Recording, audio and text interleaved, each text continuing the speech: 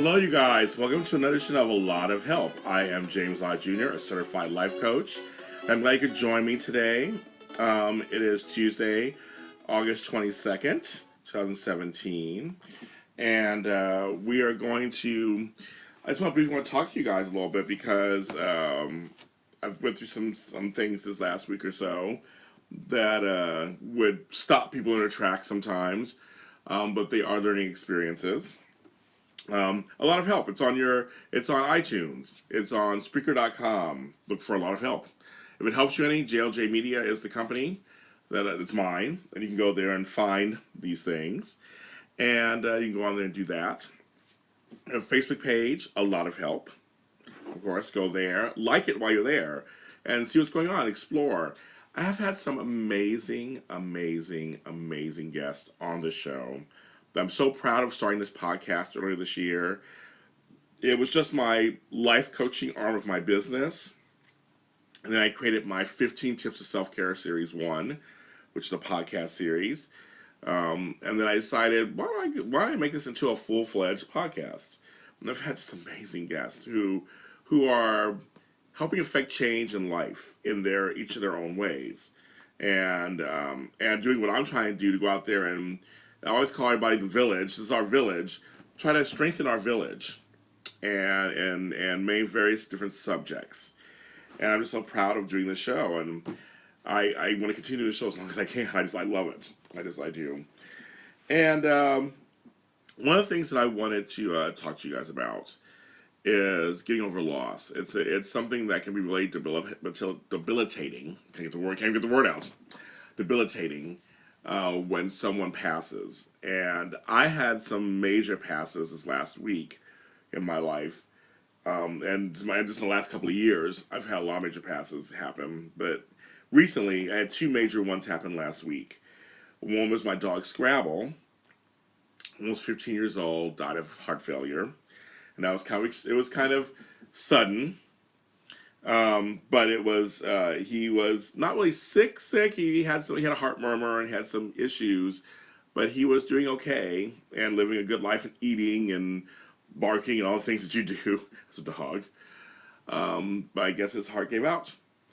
So, and then my grandmother, who passed away, my Grand Susie, who I love very much, and she died also, I believe, of heart failure in New York. And I'm a big fan of hers, and I'm really sad. And so I just want to tell you guys, it really is about, it is really about learning how to cope with it and go through it, figure it out, feel every emotion. I tell you, feel every emotion, feel it, and try to use it to some kind of positive advantage for you. One of the things that I'm learning is that life is short. We're not promised the next second or next minute. So I want to do as much as I can. That's why I'm here today. I'm still mourning the loss of both of them, but I'm here today to do the show so that we can get better and strengthen ourselves and do the things I've been wanting to do, that I really want to do with my life. And I have a guest who I think is calling in. So let's see. Hold on, please.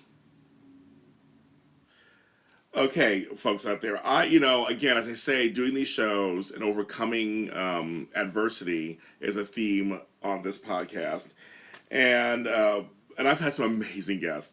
This next person I admire so much after reading her book. She's an empowerment coach, motivational speaker, certified life coach like myself. Her latest book is called Who's Protecting Me? A Memoir. And when I tell you that it's how brave she is to share her story. We're going to talk about some of the things in her story. It's an understatement. And I read a lot of books. So I love reading. I read a lot of books. And this one I could not put down. So I want to introduce to you guys Miss Antoinette White. How are you doing? Hi, James. I'm doing well. Thanks for being on the show. And when this came across my desk, and then and then you sent me the PDF of the book, and I read the book, I was like, OMG. And in all seriousness, I want to tell you, because I'm an author myself. I have books out there, as my listeners know. And my latest book is a short story book of my weight gain and weight loss journey. And it's called Who Put the Funhouse Mirror in My Bathroom? And just me sharing that short story where I've had a lot of shame about my weight was enough for me. I haven't written the story you've written, because I have some of the stuff you've gone through. I have too, and I haven't written that story yet. So I just want to say publicly, thank you so much for sharing your story. Thanks for being brave. Thanks for being vulnerable. Thanks for having the courage to tell your story. It moved me. I cried. I laughed at some parts that I didn't know I was going to laugh at. It is an unflinching, and folks who's going to listen to this podcast, we're going to talk some mature stuff on here, not too crazy, because I want you to read the book. But some things may be maybe for some people, a little too squeamish or painful, but it is necessary to talk about. I want to say thank you. You're welcome. It's needed. It is. And for a lot of folks in our community, as people know that I'm African American, obviously, and you are too, there's a lot of shame. I'm make sure I get that, make sure everybody knows that. We're both black. There's a lot of shame and not talking about, you don't talk about stuff. You don't talk about it. You don't say anything. Yes, it may or may not have happened in quotes, but you don't air it out to the public. I mean, you don't talk about stuff like this. And I thought it was such an interesting thing that you unflinchingly wrote about your life. Right. She talks about abuse at age 6. There's unstable living situations, homelessness, marriage, dissolution of marriage, raising 2 sons, college, a murder of a sister. We're talking a lot of themes in here. Was there anything that you were like, I can't talk about? Or was everything talked about? Because I always wonder when you do books like this, is there anything you're like, I won't touch on that? But was there anything? No, I was very transparent. And I think another reason a lot of people can't talk about it, as you know, it's just featured in Memoir, and I think it stems from, as a child, especially in the black family, we're taught to don't talk about what goes on in this house, but what goes in this house stays in this house. So I think it starts there. So that's why I said we need to eliminate that. But the reason I can be so transparent and okay talking about it is because I've dealt with all the pain and the shame behind it. I think once I came out and told it, I kept telling it. Just the initial part of telling it and wanting to be accepted and make sure your family will understand. So for me, because I'm free and I forgave so many people that have done me wrong, I can talk about it and be okay with it.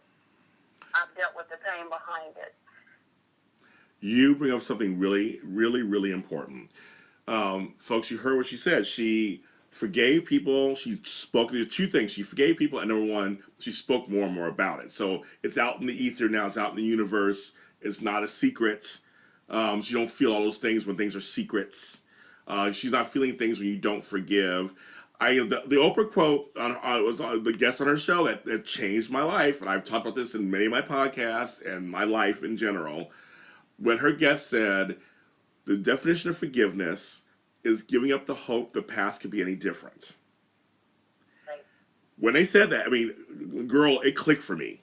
Like, it completely clicked for me. Everything changed for me when I heard that phrase. And when I heard it, it jolted, and I jumped, I think, a little bit in my seat. And your book completely talks. It's about forgiveness, by making it through and getting forgiveness so that you can live your life. Right. Right? I've heard the analogy of forgiveness as being bit by a snake and holding on to poison, expecting the other person to get sick. Right. Yeah, I heard that too. Yes. The forgiveness, it wasn't for them, it was for me. Like the person that abused me, I'm not supposed to disclose who it was, a family member that abused me for 6 years of my life. I spoke at his funeral. I forgave him. That's powerful. That's so powerful for you. That's powerful for you. It was for me. It was for my children because it was a family member. So it was important. Mm-hmm. Yes. And now here's something interesting too, because you have 2 sons. Yes. And I have grown daughters, but right now I have 2 grandsons. So I didn't get a chance to raise boys. So I always like to ask this because it's a tough time right now. It's always been kind of tough raising males in our society, but today especially. how are you raising them kind of differently because of some of the stuff you've gone through? How's it work for you? Well, they're young adults now. But not only did I raise my children, I raised my sister's children too. Like as you stated, Yeah. she was murdered in front of her children. Yeah, I know, that's So, horrible. Yeah, so I had to raise a special needs nephew and my niece.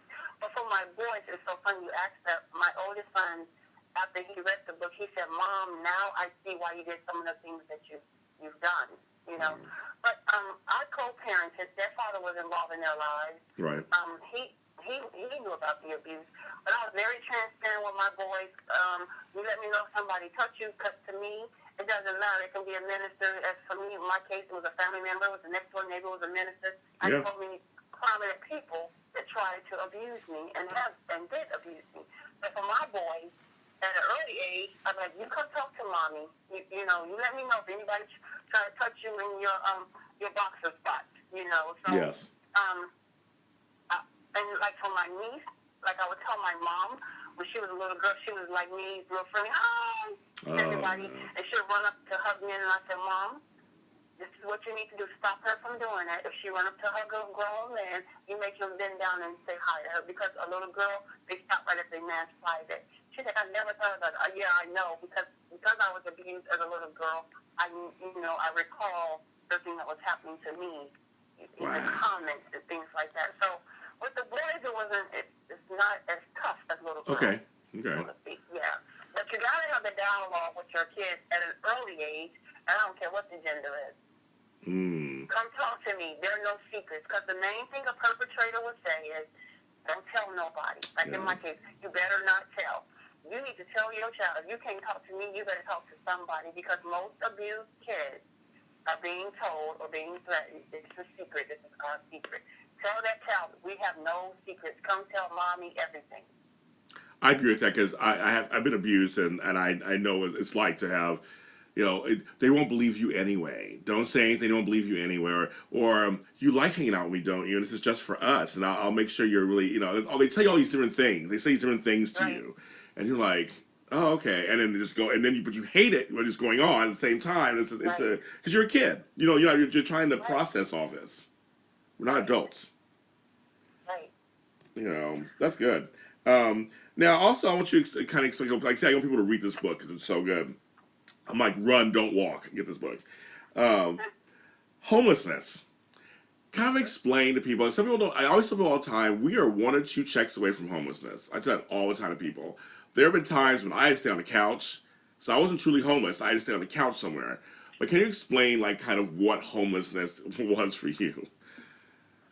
Yes, because there are different forms of homelessness. You do have the panhandlers on the street, and you do have folks staying in a homeless shelter. For me, I had to stay in a hotel with no stove, with a small refrigerator, only large enough for my son to have TV dinners. I was pregnant, so I was going to bed hungry every night. So it was like week to week. I was living week to week. I had no family. I left all my family in Georgia, moved to Virginia, and I was homeless because the in-laws put me out. I had just moved to a new area. So when I speak on homelessness, I let everyone know there's different forms. You have people that stay with cousin here this week, and they got to go stay with auntie over here, then they got to go stay with big mama. That's homelessness, living from pillar to post. And you're right, quite a few of us is only 1 paycheck away. So for me, when I was homeless and I was going to bed hungry every night, I thought about those times when I walked past those panhandlers and like looking down on them, and here I am. I'm one of them. Okay. In a different form. Okay. Isn't that a realization? Is that a realization? Yes. Yes. You're like, I'm no better than they are, and so on some level. I mean, we're on the same level, basically. I'm just grateful enough that I have enough money to pay their weekly at the hotel with efficiency. I don't know why, in my particular case, why they call it efficiency, because it wasn't large enough to hold anything. Yeah, efficiency. I know efficiencies. I know those. Right. I lived in efficiency for a year, so I understand. I had no kitchen. It was crazy. So I understand that. And I'm a big guy, so I like the Twilight Zone. Now there's some nice ones out there now. I do know people that let them, but there's some nice ones. But when I stayed in, it was like a little Twilight Zone. The parking lot was my son. Hot. That was his playground. So yeah. It's it's real talk. I mean, you do a lot of real talk in your book. It's real talk, and I think what's so great about your book is that it's so relatable. And I think anybody out there who picks up this book, again, it's called "Who's Protecting Me," a memoir. You may find pieces of yourself in there, or at least something relatable where you go, "Wow, I was close to this, or I was close to that." And we're talking about, when it comes to homelessness, out being born out a failed marriage. People have failed marriages all the time. Many of you guys out there probably can relate to some of this stuff, and you talk about that in your book. About this marriage. I mean, marriages don't work out sometimes. They just don't. But you have kids, so what do you do? Right. Now, do you consider that some of your hardest times as an adult? The kind of the failed marriage, trying to raise the kids, or no? I'm sorry, what's your question? I'll say, is you consider that one of the hardest times as during your adult life? You consider that one of your hardest time periods? Yes. Yeah. I would say raising the children and a sacrifice you make for the children. And there were times I cry. I'm like, I hope they see it. Like, I come from humble beginnings, and I know what it's like not to have life, or not to know where your next meal is coming from. But for my boys, I tried to give them a life different from that. And I had hoped that they would see the sacrifices that I made. But as a single mother, trying to raise my children and my sister's children, and you're trying to make sure they're all involved in sports. Yeah. It was very taxing, and then, they become the teenage years. That's the years you really don't like your kids, but you love them. Yes, and, yes. Yeah. Oh, I understand that one. So, yes. Yes. So, you can go ahead and move out now. You think you're grown, but it was tough. And you try to instill the morals and values in them. And then my boys play AAU ball, so every weekend we're in a different state trying to, give them showcase tournaments. So I would say as a single mother, that's one of or just as a parent, period, that's one of the toughest jobs, because you have other people looking up to you, and that's your legacy you're leaving. So you want to make sure you're instilling everything that you can in them. That's so true. And I always say, okay, this is a shout out to any single parent. I mean, parenting is hard anyway, but single parents, I just feel like that is a full-time job, first of all. You are the manager of the home, wherever that home is. You are the caretaker. You are the cook. You're the shopper. You're everything. Yes. And I can recall sometimes our meal was in the car, Oh, yeah. We're rushing here, we're rushing there. And one thing I would stress to a single parent out there, you have to have a balance. Find you a support system. I know you love your children, but you have to love yourself even more. Like for me, I was blessed that I had their dad for the weekend, so I was able to have some me time. It is important that, yes, you go to Susie and Bobby's games, but take time for yourself as well, because it's a lot of work as a single parent. We're rushing home, we're doing homework, you got to make sure they're fed, you got to have the bath, and then you got to get up and you got to do it all over again. And you don't have no one to help you. So it's best to get a support. If your family's not close, I don't care if it's a mother in the church, if it's the next door neighbor, get a support system, because it's needed. It's a lot of work. It takes a village. I mean, and seriously, it does. And seriously, it does. And I think I'm so glad you just said that, because, again, we don't want to forget. Like you were a woman. You were still a woman. You have your own needs and wants and things in life. You want to be able to feel like you're a grown woman and talking to other adults, and having a life also. In the midst of this kind of, you're filled with, it's all about the kids. I get I'm so glad you said that. It's so important to actually have, because you're no good to anybody. I always say, if you're sick, you're no good to anybody. And I think that's emotionally sick, physically sick. You can't help anybody else. Right. And you said something that's really key too about legacy. Kids watch you. Kids watch what you do, how you act. Kids are smart. And if they see you as this broken down person all the time, that's the image they'll have of you. And it may affect them, right? Yes, right. You got to show that you're strong. I remember one time, I didn't put this in the book, but one time my brother had an accident that morning. My nephew had got hit by the bus, and my mom was rushed to the hospital because her blood pressure was stroke level. And my kids looked at me and they said, "Mom, you're the rock of this family." Okay. They saw all that I had to deal with within 24 hours, and they looked at me and they said, "Mom, how would the family exist without you?" They saw it. Yeah. So the kids, they are watching. And it's another thing, when I speak on domestic violence, I say to women, your children are not asleep. Nope. Because let me tell you something, I saw everything and I heard everything. My mom didn't know it. Yes. But I saw everything and I was listening. Yep. So, the children are not asleep and those kids are watching. I'm They're glad you watching said verbal and nonverbal. I'm glad you just said that. Exactly. I don't even have to elaborate on that. That's completely the truth. One of the things, one of your mottos is, or your motto is, if you can change your mind, you can change your destiny. And the example in this book is such an example of not letting your past or current situation block you from your destiny, your true destiny. And like I said, you want some inspiration, read this book. It will totally use some inspiration. If you think you're going through some stuff, you might be able to relate. You're not alone. But if you're not, read this book, and it will inspire you to. It makes me want to keep doing what I'm doing. It's like, okay, it made me go. I make sure I'm on track in what I'm doing, because if you can do it, I can do it. And that's what your book did for me. Oh, thank you. It did. Thank you. It did for me. One of the more powerful parts of the book, of course, is the murder of your sister, in front, like I said, in front of her kids, and you taking them in. Was it just assumed that you would take them in when this all happened? You just like there was just no question. You're like, I'm taking them in, because you're already a single mother doing your thing. I mean, you just Right. like. So let me tell you. So what happened at first when my sister was killed? She was so young. I think she was 22. I was 24. You know, and to be killed so tragically the way she was, and we had to have a post-casket funeral. But at first, my mom's twin quit her job and moved to Atlanta to help my mom raise them. And I was like, Mom, y'all older now. You should be enjoying your life. Let me get them. And it's instantly, because my sister and I were very, very close. And my mom said no, because that was, that's her baby. She had just lost her baby. Yeah. And that's the closest thing she had to her children. So when my niece, I want to say around 11 or 12 years old, I would call, first of all, I would get them every other summer, so I could at least let my mom have her summers for free. Because she had raised us now. She raised my children, my sister and I, my brother. So now it's time for her, and now she has to do it all over again. So I felt bad for my mom, Yeah. So I would give my niece and nephew now. So I had 2 3-year-olds and 2 4-year-olds, so they're all the same age. Yeah. As a single parent, like taking care of everybody.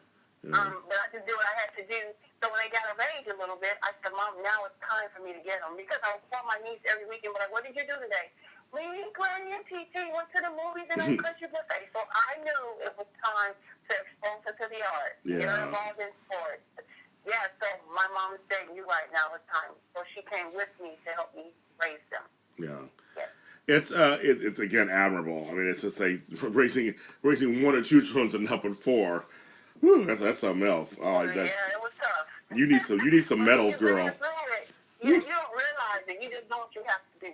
That part's okay. So here's what's funny. So my daughter has 3 kids, and we started laughing because she was like, "Yeah, I'm outnumbered." My daughter's not about that all the time. But it's like people ask her, "How do you do it?" And she said something like you said. She's like, "Well, you're just doing it. You're in it, so you're just doing it." Right. It's later when you look back and go, "How did I do that?" But like you're just in it. Right. You're just in the grind. You're doing the hustle. You're like you say, you're changing diapers here, and taking juice boxes there, and you're going to soccer practice. Like you're just doing it.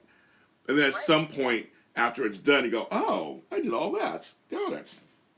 It was good." Now I have to ask, because yesterday was the 1-year anniversary of my brother's death. He had died of a heart attack, and he was around my age, actually. And I miss him every single day. I'm terribly. I still cry for him. I want to ask you. I always like to ask people who have been through a loss of a sibling. It's different than a parent. Different than anything else. What are some couple of funny memories you have of your sister?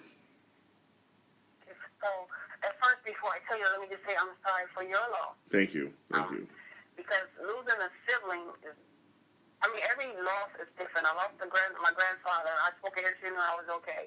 I lost an uncle, and I was okay. But baby, when I lost my sister, Yeah. that was a whole different ball game. Yeah. But some of the funny memories of my sister, I would say, we both were working like at Burger King. Okay. And I was a manager, and then my husband, he became my husband. He was the manager. My sister and her boyfriend, they worked so hard. Oh my God. And we were up in Burger King, cleaning the store, but we had a water fight. So we done went the whole restroom. So my sister and I, we was in a bathroom at Burger King drying our clothes to dry, so they didn't soak them. We just threw a little cup of water on them, and they sprayed up down with the hole. How fun. And, having our baby shower together. We were pregnant at the time together. Yeah. Her son August 1st, my son September 1st. Oh, how fun. Oh, wow. Yeah, Okay. and then her daughter was May, my son was November. So we just, and I was living in Virginia at the time. We wasn't living in the same state by the time we had our second child. But yeah, just being able to have our baby showers together.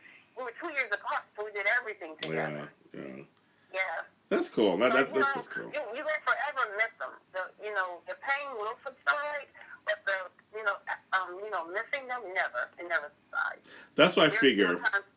There are times I still cry to my own. Sometimes when my niece became a teenager, I call up to my sister and pray like, baby, this is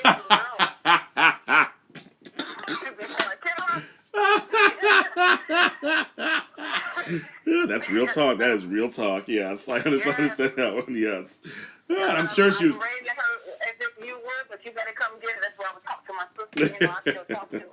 Oh, I like that. Oh, I like that. Their spirit remains.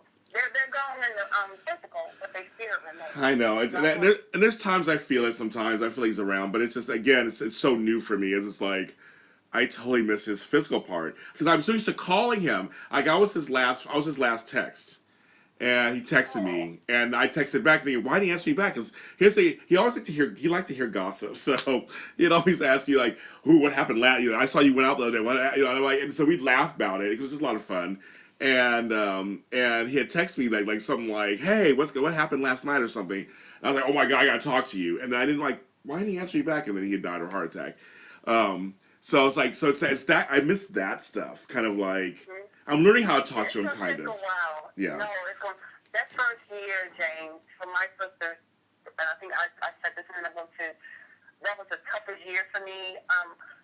Because you still wait, pick up the phone, you call me, you realize they're no longer here. Yes, I did that. Oh my God. Yes, and like for my sister, I had her obituary, and I didn't realize that I was just gone. I missed my sister, right?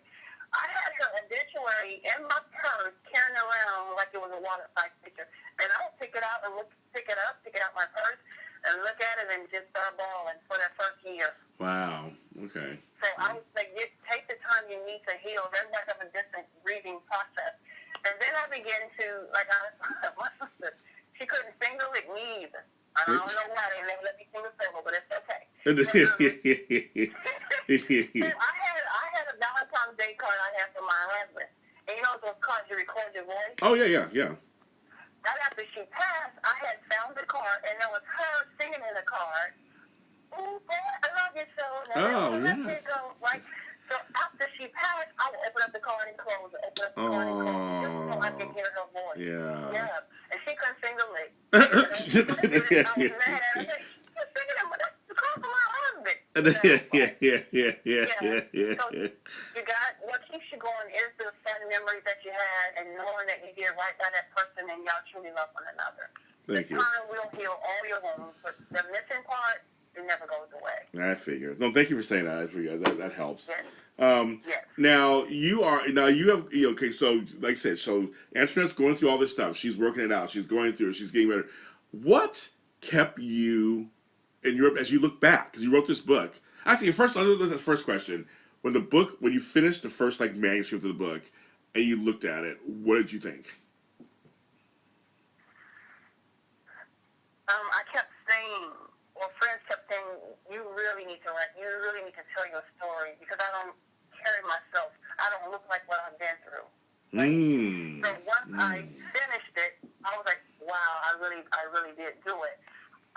For me, everybody was like, was it therapy for you? No, it wasn't because I was already healed before I wrote it. Okay. Right? Okay.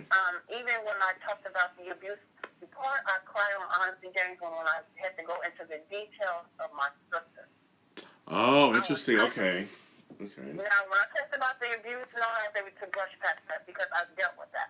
Yeah. But to relive losing my sister, her death again, honestly, I'm typing and crying.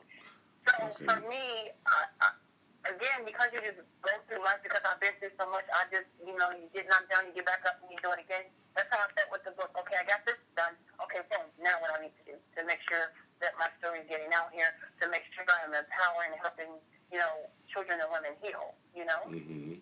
So that's what it was like for me. I guess I don't really take a break and realize what I've done until later. Like you said, even when I bought my home, I said in the book, I bought a 6-bedroom, 4,500 square foot home to make sure I accommodate everyone. And it wasn't until I sold the house, because now I'm downsizing, that I'm at the table by myself. Wow. And I have a spouse with them. I didn't realize the magnitude of what I did until it was over. Wow. Yeah. Wow. So even for the book, like for me, it wasn't when I finished. It's like, let me say this to you. I spoke in June at a junior high school, and one of the young girls there, I spoke last year and I spoke this year. So the young girl that was there said, my sister got a job at the library. She's trying to find you a book. I said, oh, that's sweet. I didn't realize what she was saying. So I did a Q&A, and so the one girl said, Miss White, why do you do this? And I said, because there's some kid in this classroom today that's being abused and they're not telling it. That's true. Right? Yep. So we got through all the questions. That same young girl, little young lady, said, raised her hand again, the one that said about her sister in the library. She said, Miss White, my sister wanted your book because you spoke here last year. After you left, she went home and told my mom she was abused by her stepdad. Our stepdad. He's in jail now. She said, he's in jail now. Wow. So, James, now You get I it. realize. Now you get it. Yeah. Yes. And I know I'm doing what I'm supposed to be doing. If I help one child, and I'm in that classroom just crying, and the teacher, she's crying. I'm like, oh, my God. Yes. I knew that I would impact and empower lives. I didn't really think of the magnitude. Yes. And when I spoke in Ghana, one of the girls, I spoke in Ghana in April, and I'll be speaking in South Africa in November. Wow. And when I spoke in Ghana, I can tell one of the girls, the question she kept asking, I said, do you need to speak to me privately? She says, yes. I knew she was being abused. Wow. So when we got outside, after we finished the pictures and all of that, I said, what is it, sweetheart? She said, my daddy forced my legs open. Wow. And I don't have nobody I can talk to. Because it's not out here, it's not being talked about. No. So, yeah, once again, and there was another scenario, I'm like, I'm doing the right thing. These kids need to hear it. And some women, too, a lot of women, you know what? Honestly, a man, too, my coworker came to me, he said, I'm glad you're telling your story. I was abused. I would say men, too. No, it happens to us, too. Yes. Yeah. So, people feel safe because I'm out here and I'm telling it and I'm putting it in the forefront. Well, a lot of people, they don't do that. So, I guess that's when I realized this book is making a difference. And, again, I'm doing the right thing. Yeah, no, you are. Like I said, it's an effective change for me. I mean, I read the book. I mean, it's the thing that's amazing about it is that that you turn things around, obviously, because you stayed in your lane and you worked very hard and you did all that. But you've also become a certified life coach like myself. I just want to know for you, was it a calling? Like for me, it was a calling. I was like, suddenly I was like, I'm here, I'm supposed to be doing this. And then I went to school for it and got my certification. How was it for you when it came to life coaching? So what happened, I knew I was ready to step into entrepreneurship, but I wasn't sure what it was I wanted to do. I called my cousin every month because I wanted him to say, how do I double my income? How do I make $200,000 a year? He said, stop thinking thousands and think millions, right? So I had to shift my mindset. That's again, when you change your mind, you can change your destiny, right? Mm-hmm. So I had, at that time, I had a life coach. And he said to me, you don't need me anymore. It's time for you to be one. Wow. Right? He said, have you ever thought about being a life coach? I knew that I had, a gift to always want to give back and help others, right? Yeah. So it wasn't until I was dealing with my life coach that he said to me, it's time for you to be one. You ever thought about that? And I said, bingo, that's it. And then I went to school to become certified too, because there is a difference on how you coach people as a therapist and as a life coach. Yeah, that's very good. There is difference. Yeah, there is. There's a difference. So, and it just came automatically. I was in that class. I was helping people come to the aha moment like in instant because I get it. That's true. I think because you and I have been through stuff, and one day I'll write that book, it'll come out. But I think it's because we've been through stuff, we can actually utilize that in our work. Right. Especially for our compassion and empathy, we can at least be like, okay, I understand where you're coming from because I've been in a similar situation. It's still about them, of course, but it's like you can kind of, okay, I get it. I can kind of feel what they're feeling and how to approach them because I know how I would want to be approached on some level. So yeah, that's very true. And I love life coaching. I mean, I remember the first for school I went to Coach Training Alliance. The first chapter we had was coaching from center. That was their big thing. You gotta know who you are first before you can actually coach other people. I was like, that makes complete sense to me. And like you, I had already worked through a lot of my stuff already too by the time I got to life coaching. So I was basically kind of healed from a lot of the stuff that I went through. So it made it easier to find. I knew what my center was. It was like I was able to find it. And I love the profession. I love that people like you are out there with a platform and the training, but also a platform in this book. I mean, you guys, this book it's necessary reading, and I think people, like I said, not just kids, not just girls, but boys, adults, you should all read this book. And I think it would inspire, if anything, inspire you just to try to live your best life, no matter where you're coming from. That's what your book kind of said to me. It was like, you come from some of the darkest stuff, but still emerge victorious on some level. You know, you're amazing. You're amazing. Thank you so much. Thank you so much. It's all about resilience. It's all about not letting no one pour negativity over your life. And yes, obstacles are going to come your way, but you just jump over them and you just keep on running. Because I was told I wasn't even college material, you know. So never let nothing stop you. Don't stay in that place. You just pick it up. You know what the saying goes, when life brings you lemons, you make lemonade. That's true. Make some good old lemonade. I want lots of sugar in it. I want my teeth to sweat. That's the kind of lemonade I want. Well, you're going to get diabetes behind it. Yes, exactly. Exactly. I want some good lemonade. And I never knew my pain was going to become my purpose, you know? Yeah. But that's why my book is entitled, Who's Protecting Me? Because when I was going through all that I was going through, I felt forsaken, I felt alone, not knowing that God was there all alone. And so I guess I would safely assume God's what kept you through this whole. His grace, your faith in Him has kept you going through all this stuff, hasn't it? Yeah. Yes. Yes. That's important. That's important to people to know that you have to have a faith in something to help get you through all these trials, tribulations. These schools, right? I said I don't care if you're Hindu, you're Buddhist, you're Muslim, whoever your God is, you pray to Him. Yes. Whatever it is that's going to give you hope to help you heal, so you can move on in your life. I don't care. The universe, like right now I'm into meditation, so you meditate. Whatever it is it's going to take for you to heal. And some people will need a life. The therapist will get a therapist. Get the help you need so you can be free to live your best you. Yes, that's the key word. You want to be free. People, don't be ashamed.